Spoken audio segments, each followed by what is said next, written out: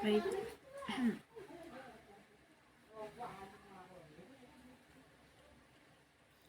Assalamualaikum warahmatullahi wabarakatuh. Selamat malam semuanya dan selamat pagi, selamat sore untuk teman-teman semuanya yang ada di daerah yang berbeda. Sebelum itu, perkenalkan, nama saya Fahmia Triudanti. Saya dari SMA Islam Sidoarjo, absen 12. Di sini saya akan menjelaskan atau membagi ilmu mengenai listrik statis kepada teman-teman. Gimana? Sudah siap? Jadi sebelum itu, listrik statis itu merupakan pelajaran fisika kelas 12 semester 1. Baik teman-teman, di sini saya akan sambil mencoret-coret ya. Jadi teman-teman diperhatikan dengan baik. Oke. Sebentar.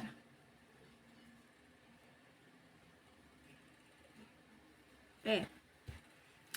Jadi, apakah teman-teman sudah siap untuk belajar? Jangan lupa berdoa ya, dan tetap semangat, karena meskipun pelajaran fisika itu terkenal susah, tapi aku yakin pasti teman-teman harus tetap semangat supaya tetap bisa nyambung dengan pemahaman teman-teman, gitu ya. Baik, mari kita berdoa dulu. Berdoa, disilahkan. Berdoa selesai. Baik, kita lanjut ya. Jadi, coba perhatikan fenomena ini, teman-teman. Di sini ada kertas ya, kertas. Lalu di sini ada sisir plastik. Kira-kira apa yang terjadi sehingga kertas ini dapat terangkat oleh sisir plastik? Apakah teman-teman ada yang tahu? Jadi teman-teman, ternyata ini adalah yang dinamakan fenomena listrik.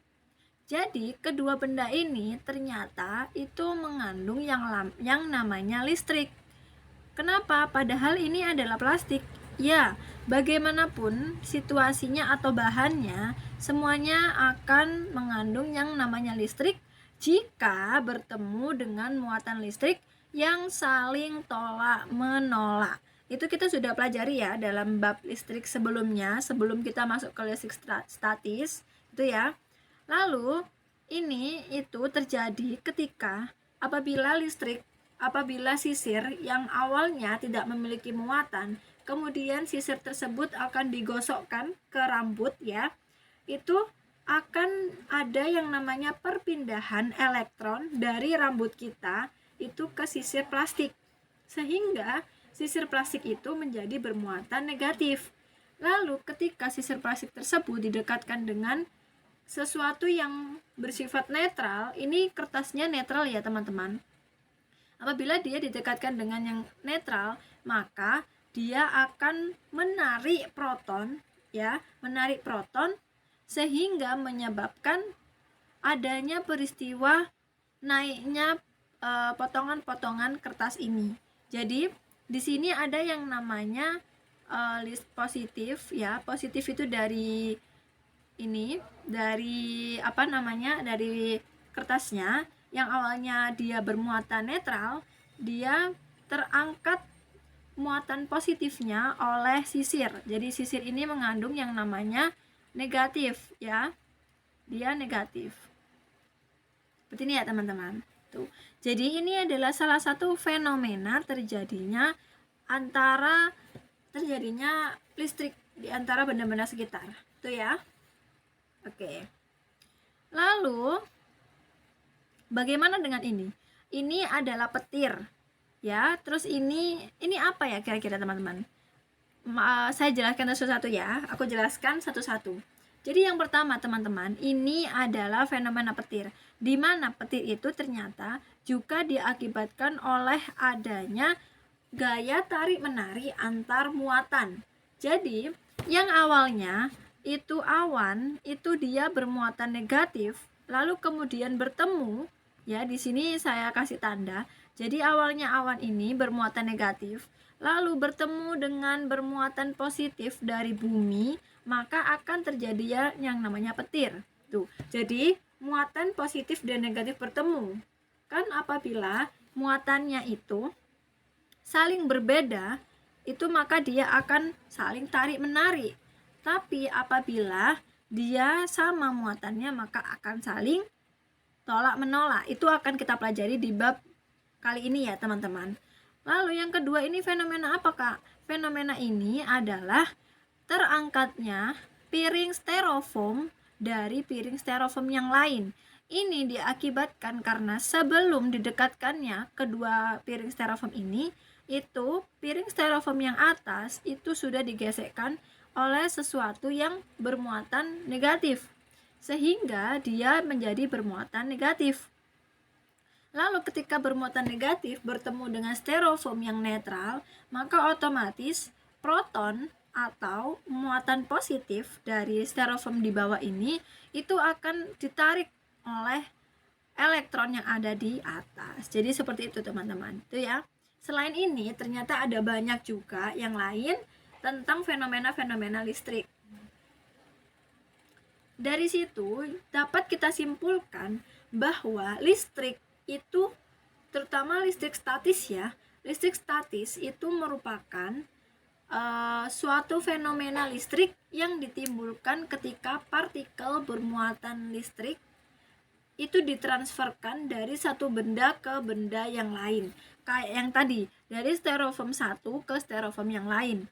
Itu ada yang namanya listrik statis, karena dia ada ditransfer ya, bukan bukan kayak saling putar balik gitu ya. Jadi dia ditransfer, ditarik gitu ya oleh benda lain gitu. Dan perpindahan muatan ini terjadi karena adanya dua benda yang saling bergesekan. Yang bergesekan itu apa sih Kak? Yang bergesekan itu bukan bendanya ya. Yang bergesekan itu adalah elektron dan protonnya. Tetapi elektron, bentar, di sini Kakak tulis lagi. Kakak menggunakan warna pink saja ya, biar bagus. Jadi di sini ada elektron. Ya, aduh. Jadi gini ya. Ini aja. Bentar, Kakak hapus dulu yang ini. Oke. Sekarang kita tulis lagi. Jadi di sini ada yang namanya elektron, ya. Oh, di sini teman-teman, kita bisa lihat di sini.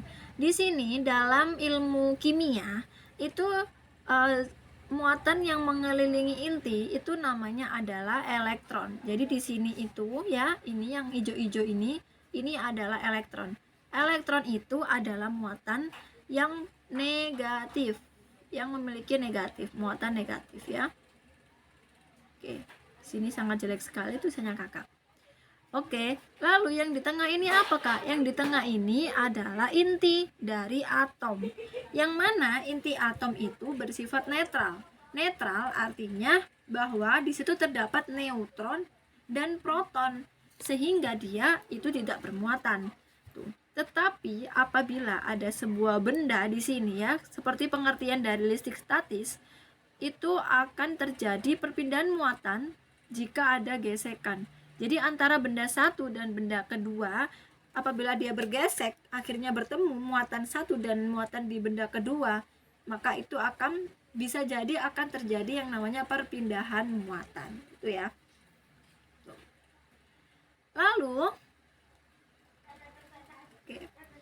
Lalu di sini teman-teman, dalam listrik statis kita akan mempelajari beberapa bab. Salah satunya itu adalah tentang hukum Coulomb, tentang tentang kapasitor, tentang energi potensial listrik gitu ya. Jadi apakah teman-teman sudah siap? Saya tanyakan lagi nih, Kakak tanya lagi kepada teman-teman apakah sudah siap. Jika sudah siap, maka kita akan lanjut pada pembahasan yang pertama, yaitu tentang hukum Coulomb. Jadi teman-teman, hukum Coulomb itu merupakan besar gaya tarik atau gaya tolak. Ini tolak ya teman-teman, maaf ya ada tipe sedikit. Jadi atau gaya tolak antara dua muatan listrik sebanding dengan muatan-muatannya dan berbanding terbalik dengan kuadrat jarak antara kedua muatan. Ini adalah hukum Coulomb teman-teman ya. Biasanya harus dihafalkan karena biasanya di soal-soal ulangan itu keluar itu ya. Jadi di sini hukum Coulomb ini menyatakan bahwa gaya tarik atau gaya tolak antara dua muatan listrik itu sebanding dengan muatan-muatannya dan berbanding terbalik dengan kuadrat jarak antar kedua muatan. Jadi di sini ternyata gaya tarik itu dipengaruhi oleh muatan dan jaraknya. Gimana rumusnya, Kak? Oke. Rumusnya adalah sebentar. Kalian jangan langsung menuju ke rumus karena kita harus tahu dulu konsepnya itu seperti apa gitu ya. Jadi di dalam hukum Coulomb tadi ada yang namanya gaya tarik, ada yang namanya gaya tolak. Ya, di sini coba teman-teman perhatikan lagi dalam konsep atom. Di sini ya, ternyata atom itu kan memiliki muatan negatif. Di sini yang kuning-kuning ini ya, elektron. Lalu ada muatan positif, yaitu yang warna ungu. Lalu ada namanya neutron atau muatan netral. Ya, tidak ada positif atau negatif. Jadi, gitu ya. Lalu di sini itu ada yang namanya gaya tarik, ada yang namanya gaya tolak atau gaya menolak, tolak menolak. Daya tarik itu atau tarik menarik itu terjadi apabila muatannya itu berbeda, seperti tadi yang sudah kakak singgung di awal bahwa gaya tarik menarik itu akan terjadi jika muatannya berbeda. Maksudnya muatan apa, Kak? Muatan ini akan berbeda ya. Ada muatan positif warna biru, lalu ada muatan negatif warna merah. Dan di sini mereka berbeda, maka mereka akan mengalami yang namanya tarik menarik. Di sini bisa dilihat arah panahnya. Yang positif itu menuju yang negatif. Lalu yang positif keluar dari arenanya dan menuju ke kutub negatif. Sedangkan apabila dia muatannya itu sama ya, kayak kakak pindah dulu foto kakak ya di atas. Apabila muatannya sama yaitu positif dengan positif, maka dia akan yang namanya tolak menolak. Jadi sama-sama arahnya menjauh. Jadi nggak bisa gabung gitu ya. Jadi kalau misalnya sekarang teman-teman tanya, kenapa antar plastik itu tidak ada gaya atau tarik menarik, jadi tidak menempel. Kenapa?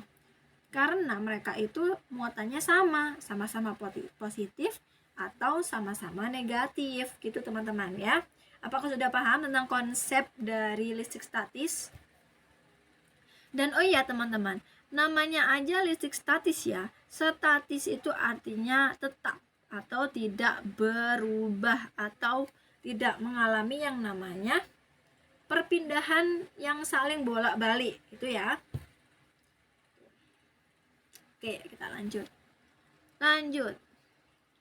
Lalu ternyata di sini setelah kita memahami tentang konsep dari listrik statis, disimpulkan bahwa gaya seperti tadi hukum Coulomb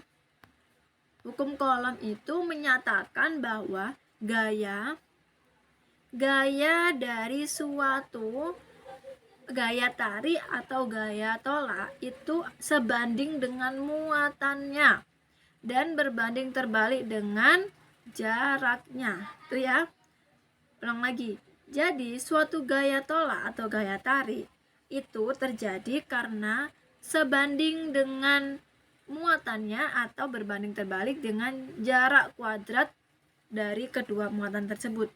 Di mana F adalah gaya Coulomb ya, di sini F gaya Coulomb. Lalu Q di sini Q1 ada Q2, ini merupakan besar muatan. Sedangkan K ini adalah tetapan atau konstanta yang nilainya itu pasti 9 kali 10 pangkat 9 nm kuadrat C kuadrat min 2 tuh ya. Habis itu di sini ada yang namanya R. R itu jarak antara kedua muatan itu. Tuh. Jadi misalnya gini teman-teman, kakak jelaskan ya. Jadi misal nih ada dua bola, ada dua muatan ya tadi ya, dan mereka itu memiliki jarak antara muatan satu dan muatan dua, dan ini yang dinamakan adalah R, jaraknya, jarak kedua muatan itu. Tuh ya teman-teman. Oke, lanjut. Nah, sudah ternyata tentang hukum Coulomb. Lalu kita berlanjut ke materi yang kedua, yaitu tentang kuat medan listrik. Jadi ternyata teman-teman, suatu muatan itu tadi, kayak Coulomb itu ternyata memiliki kekuatan untuk mempertahankan kelistrikannya mereka. Itu. Jadi apa sih Kak kuat medan listrik itu? Kuat medan listrik itu coba teman-teman perhatikan di sini. Di sini kita lihat bahwa listrik yang bermuatan positif ya,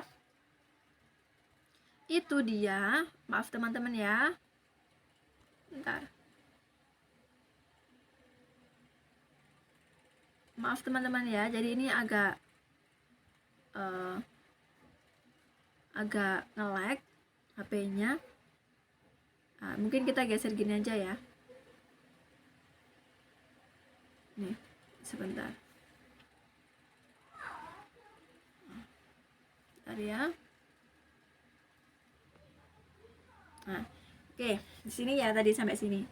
Jadi di sini itu bahwa listrik yang bermuatan positif itu dia memiliki medan magnet yang keluar dari muatannya. Sedangkan jika dia negatif, maka akan ada gaya yang masuk atau medannya yang masuk ke muatannya. Jadi seperti itu teman-teman.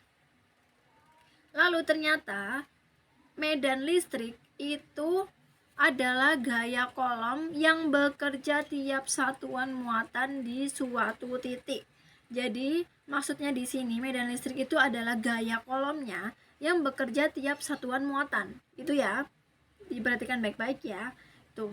Dan ini arahnya teman-teman. Kalau positif keluar, kalau negatif masuk. Kalau positif keluar, negatif masuk. Tuh ya. Ini harus diingat-ingat teman-teman karena banyak banget di di beberapa soal fisika itu kita harus memahami yang namanya masuk, arah masuk atau arah keluar gitu ya. Oke. Selanjutnya adalah tentang rumus matematis dari kuat medan listrik. Jadi ternyata selain dari gaya Coulomb, itu ternyata kuat medan listrik itu juga memiliki rumus. Yang mana rumusnya itu sama, hampir sama dengan gaya Coulomb, yaitu tapi dia menggunakan E karena E adalah kuat medan listrik. E sama dengan konstanta dikali dengan muatan dikali dengan jarak kuadrat antar muatan. Tuh. Jadi sama ya, cuman di sini bedanya adalah Q-nya itu cuman 1. Gimana Kak cara nentuin Q-nya? Cara nentuin Q-nya terserah teman-teman. Jadi kalau misalnya teman-teman mau menghitung muatan 1, maka ya teman-teman pilih muatan 1. Tapi kalau teman-teman pilih muatan 2, berarti ya pilih muatan 2 gitu ya. Oke. Selanjutnya di sini kita masuk ke pembahasan ketiga, yaitu kuat medan listrik pada bola konduktor. Jadi kuat medan listrik itu ternyata juga terjadi pada yang namanya bola konduktor. Apakah bola konduktor itu? Kita akan mempelajarinya di sini. Bola konduktor, nah kayak gini, coba teman-teman perhatikan. Bola konduktor itu adalah bola yang biasanya digunakan untuk untuk percobaan merangsang adanya listrik di dalam tubuh kita, itu ya. Dan ternyata besarnya kuat medan listrik di masing-masing bola konduktor itu ternyata bisa diklasifikasikan menjadi 3. Ada di dalam, kakak cara-cara juga ya. Ada di dalam, ada di permukaan, dan ada di luar. Jika di dalam itu kayak gini teman-teman. Garis titik-titik ini yang harus teman-teman perhatikan ya. Jadi ketika garis titik-titik ini berada di dalam bola konduktor, maka dia itu yang namanya di dalam, dan nilai dari kuat medan listrik itu adalah 0. Jadi kalau ada di dalam itu kuat medan listriknya adalah 0. Ingat-ingat teman-teman ya, di dalam 0, oke? Di di dalam A0. Lalu jika di permukaan itu gini, ini sejajar dengan ukuran dari bola konduktornya, itu dia akan bernilai kuat medan listrik sama dengan konstanta dikali dengan muatan dikali dengan jarak di dalam atau R2. Jadi ada jarak dalam, ada jarak di luar. Jadi kalau misalnya ada R besar itu jarak di dalam, kalau R kecil adalah jarak di luar. Itu ya. Oke. Terus ada juga yang di luar. Di luar itu kayak gini, garis putus-putusnya ada di luar ya. Dan itu nilainya adalah kuat medan listrik sama dengan konstanta dikali Q dikali dengan R2. R2-nya ini jari-jari atau jarak luar dari bola konduktor. Kalau misalnya kita nyanyikan jadinya gini. Di dalam N0 permukaan, di dalam, di luar, di luar, di luar. Itu ya. Maaf ya teman-teman. Itu sih kalau misalnya kakak biasanya kalau sambil bercanda ya, kita nggak boleh terlalu serius mempelajari tentang fisika ya, biar bisa masuk materinya. Oke, lanjut. Selanjutnya ternyata adalah membahas tentang energi potensial listrik dan potensial listrik. Dan ternyata teman-teman, gaya atau suatu listrik itu ya, itu juga memerlukan yang namanya energi. Teman-teman tahu nggak energi itu apa? Energi, kalau misalnya kita nih ya sebagai manusia, energi itu pasti adalah sesuatu yang berupa makanan ya, makanan yang kita makan itu akan menghasilkan aktivitas lainnya, kayak kita lebih semangat untuk bermain game, kita lebih semangat untuk berpikir di sekolah, dan kita semangat untuk berolahraga. Itu merupakan manfaat dari energi itu ya. Dan ternyata fisika itu juga ada yang namanya istilah energi. Tetapi artinya di sini energi adalah satuan kapasitas untuk melakukan pekerjaan atau usaha. Di mana di dalam listrik itu ada yang namanya energi potensial listrik. Energi potensial listrik itu merupakan usaha yang diperlukan untuk memindahkan muatan listrik. Jadi, apabila ada suatu muatan ya, di sini teman-teman bisa lihat. Di sini ada bola konduktor, ada suatu muatan ya, maaf, bukan bola konduktor. Di sini ada suatu muatan positif. Dia itu akan bergerak ke atas apabila dia memiliki yang namanya energi potensial.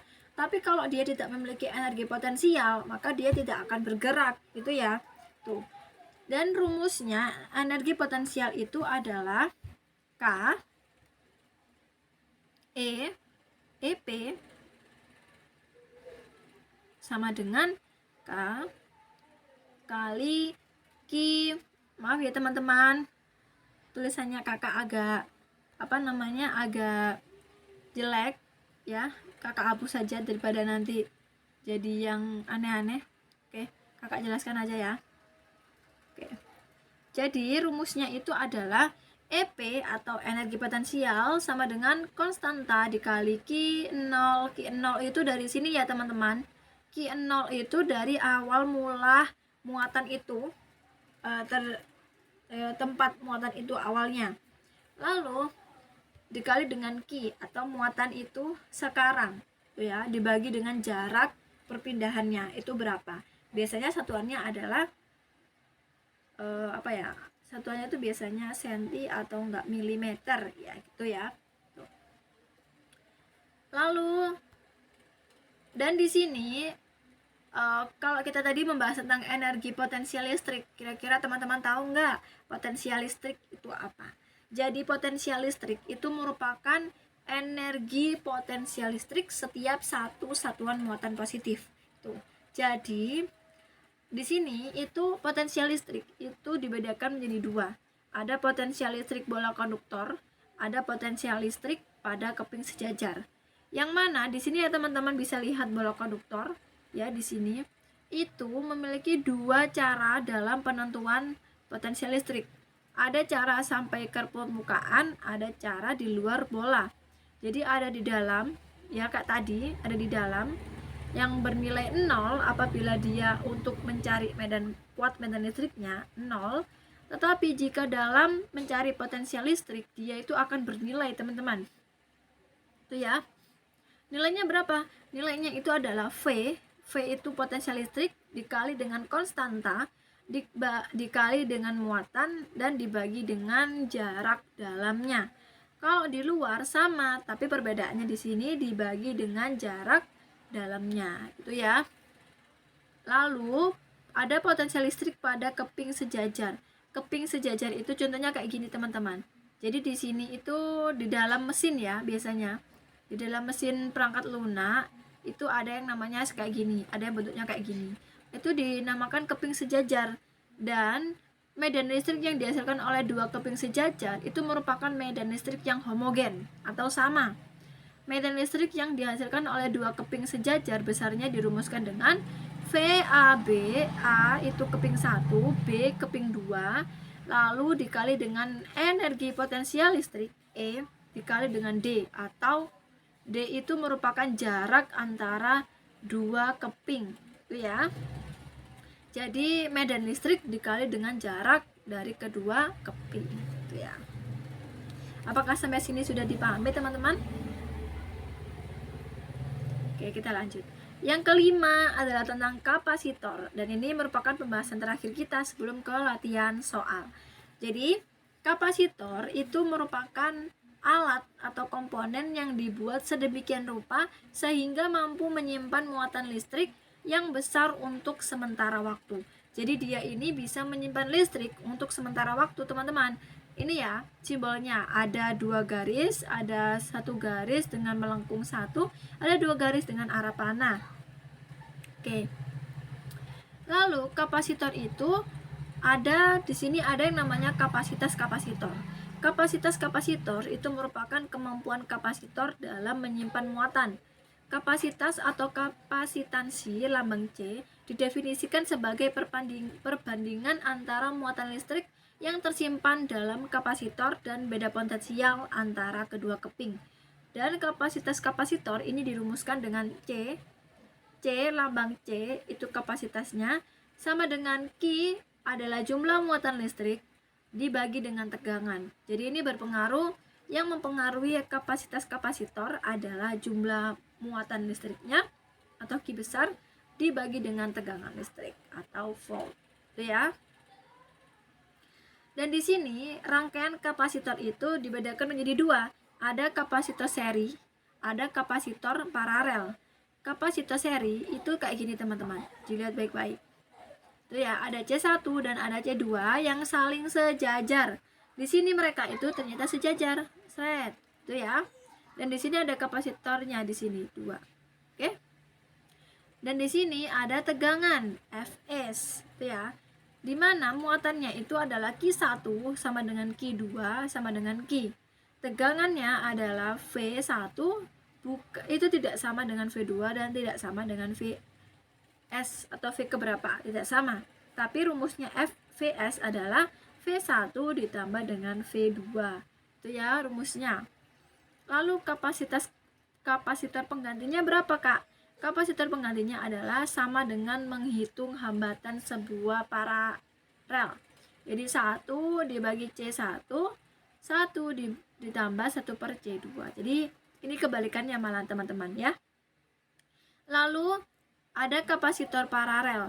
Kapasitor paralel di sini ada C2 di atas, ada C1 di bawah. Bentuknya kayak rangkaian paralel ya. Lalu di sini Q1 itu bukan sama dengan Q2 dan bukan sama dengan Q. Tapi rumusnya Q itu sama dengan Q1 ditambah Q2. Itu ya. Lalu V, tegangannya itu V1 sama dengan V2 sama dengan V ke S. Ini kebalikannya dari kapasitor seri. Oke.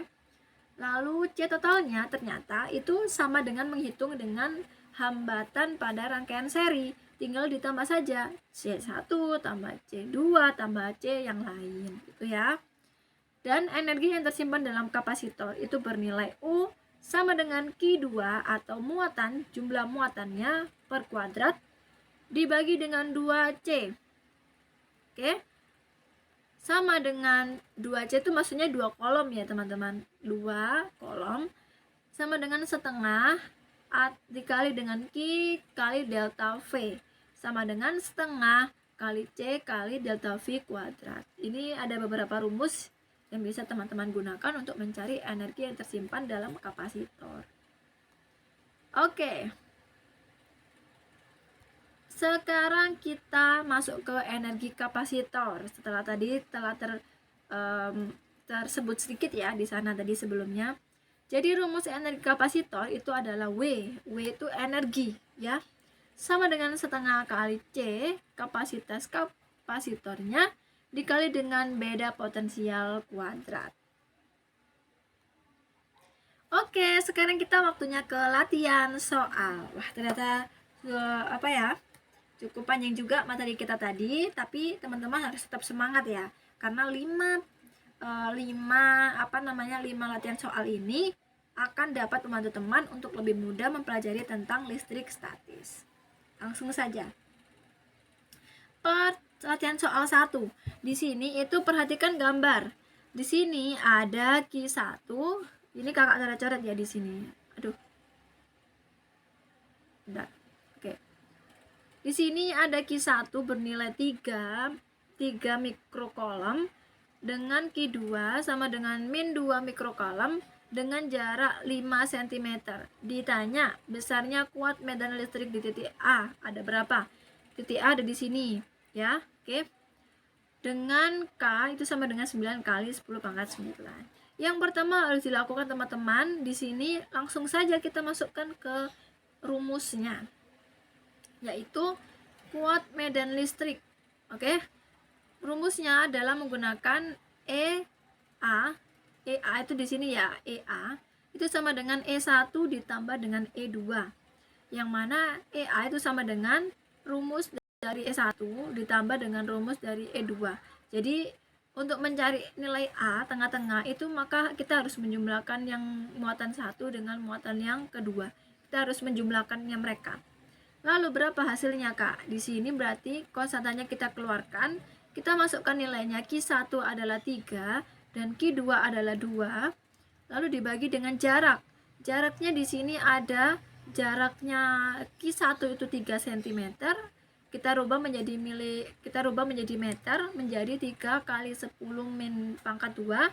Lalu dengan jaraknya 2 cm untuk Q2 sini ya, maka akan menghasilkan hasil dari 7,5 kali 10 pangkat 7 ya.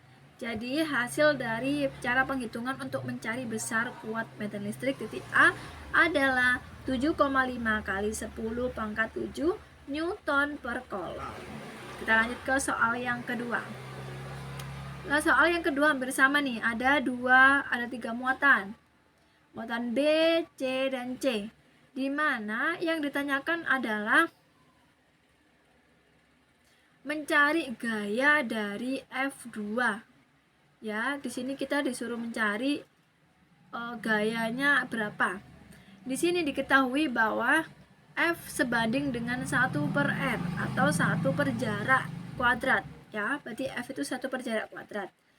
Jika R1-nya itu 8, R1-nya 8 di sini, itu R2-nya adalah 16, yaitu jumlah dari R1, jumlah dari 8 ditambah dengan 8, maka dan F1-nya itu adalah 50, maka F2. Nah, ditanya F2 nih. Cara untuk mencari F2 itu teman-teman tinggal menggunakan perbandingan antara F1 dengan F2. Jadi F1 sama dengan R kuadrat R2 per R1 kuadrat. Jadi dikalikan karena nilainya adalah 1 per R kuadrat. Kita masukkan nilainya. F1 adalah 50, F2 yang ditanyain, lalu R2 adalah 16, R1-nya adalah 8, kita hitung, maka akan menghasilkan 12,5 Newton. Ya, sangat mudah bukan teman-teman?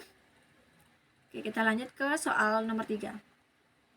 Soal nomor 3 ini agak sulit ya. Jadi diketahui sebuah kapasitor mempunyai luas bidang 2 cm kuadrat dan jarak kedua keping itu 0,2 cm.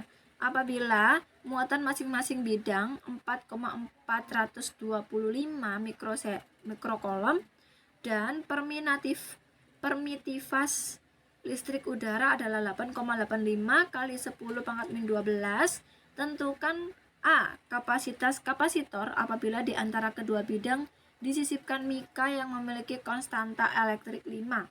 B. Besar potensial antara kedua bidang keping. Oke. Sekarang kita perhatikan dulu. Ditanyanya ada C, kapasitas kapasitor, dan ada V, beda potensial. Yang diketahui A, nilai A-nya itu adalah 2 cm atau luas permukaan. D itu adalah jaraknya 0,2. Kita rubah di sini menjadi meter. Q muatannya adalah 4,425 mikrometer menjadi kolom, menjadi mikrokolom menjadi kolom. Habis itu ada E atau itu adalah permitivitasnya ya. Lalu dengan K itu adalah konstanta elektrik, di elektriknya ada 5. Oke.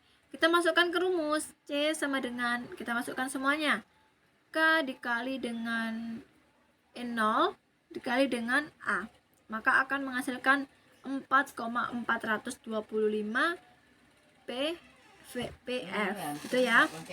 Lalu untuk mencari C, yaitu C sama dengan Q muatan dibagi V. Karena tadi kita sudah tahu C-nya berapa, maka kita tinggal masukkan. Maka V sama dengan Q dibagi C.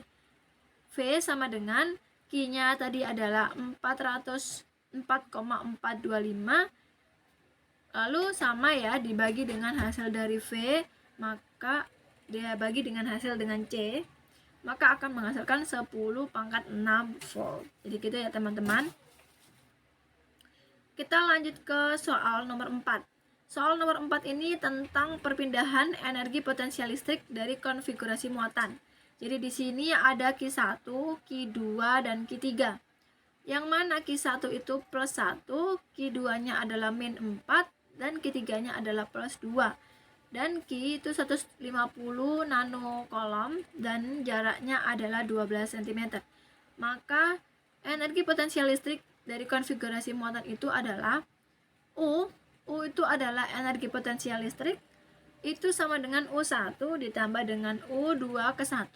Jadi U1-nya di sini ya, ini U1 ditambah dengan U2 ke 1. Jadi ditambah dengan sini 2 ke 1 ditambah dengan 3 ke 1. Oke, ditambah dengan 3 ke 2. Oke, karena apa? Muatan yang sama akan saling tolak menolak, tapi muatan yang berbeda dia akan mengalami yang namanya tarik menarik. Kita perhatikan di sini ada plus plus ya. Di sini Q1-nya plus, Q2-nya plus, Q3-nya plus, Q2-nya min. Berarti Q3 itu dia akan menarik Q2. Dia akan arahnya ke atas. Sedangkan Q2 akan arahnya ke bawah. Itu ya. Tinggal kita masukkan aja teman-teman rumusnya. U1 atau U1 itu kita nggak tahu berapa, maka kita perumpakan dengan 0. 0 ditambah dengan U2 ke 1 itu 1/4 pi E0 dikali dengan Q2 kali Q1 per D ditambah dengan Q3 kali Q1 per D ditambah dengan Q3 kali Q2 per D. Maka kita masukkan nilainya semuanya akan menghasilkan negatif 0,17 milijoule. Itu ya teman-teman. Kita masuk ke latihan soal yang kelima, yang terakhir juga ini ternyata, yaitu diketahui dua muatan listrik 0,2 mikrokolom diletakkan di titik B dan C. Di sini ya, ada di titik B dan titik B sini dan di titik C. Oke. Ini ya. Lalu sebuah segitiga sama kakinya sama. Jika K itu sama dengan 9 kali 10, maka kuat medan listrik titik A. Maka gini. EB kuat medan listrik itu sama dengan konstanta dikali dengan QB. QB itu adalah muatan. Jumlah muatannya berapa? Tuh ya. Habis itu dibagi dengan RB atau jarak kuadrat dari B. Tuh. Karena di sini dia mencari A. A-nya berapa berarti menggunakan B. Kita masukkan rumusnya 9 dikali 0,2 kali 10 pangkat 3, 0,2 10 pangkat 3, lalu dibagi dengan 9 dikali 10 min 2 jaraknya. Oke. Sini kan kita tahu 90, 30, 30, berarti di sini nilainya adalah 9 kali 10 pangkat min 2. Maka hasilnya adalah EC sama dengan EC, BC, EC-nya sama dengan 0,2 kali 10 pangkat 5 Newton per kolom. Itu ya. Lalu kita masukkan ke rumus mencari kuat medan listrik sama dengan akar dari kuat medan listrik B ditambah dengan kuat medan listrik C terus ditambah dengan 2 kali kuat medan listrik B cos 90 derajat. 90 dari mana, Kak? 90 itu dari sini. Jadi apabila gini ya teman-teman, kita tarik garis dari A itu menuju ke EC ini ya, lalu dengan EB, garis searah dengan EB ini, maka kita akan mendapatkan titik di E itu menjadi yang kita cari, itu ya, karena dia akan sebanding dengan A, gitu ya. Oke. Lalu kita masukkan nilai-nilainya ya. Cos 90 itu dari sini, cos 90. Oke. Cos 90 itu adalah jumlah dari 45 derajat ditambah dengan 45 derajat karena jumlahnya adalah sama kaki itu ya. Dan jumlah sebuah segitiga itu berapa? Jumlahnya adalah 180. Oke. Kita masukkan ke rumusnya, maka kita akan menghasilkan nilai 2 akar 2 dikali dengan 10 pangkat 4. Gimana teman-teman? Apakah sudah bisa memahami soal tentang listrik statis? Memang agak sulit ya, tetapi apabila kita sering latihan soal tentang listrik statis, maka kakak yakin teman-teman akan sangat mudah untuk mempelajarinya. Oke? Baiklah, kalau begitu sekian dari pembahasan listrik statis kali ini. Terima kasih atas perhatiannya teman-teman dan tetap semangat untuk belajar. Kakak akhiri. Wassalamualaikum warahmatullahi wabarakatuh. Dadah.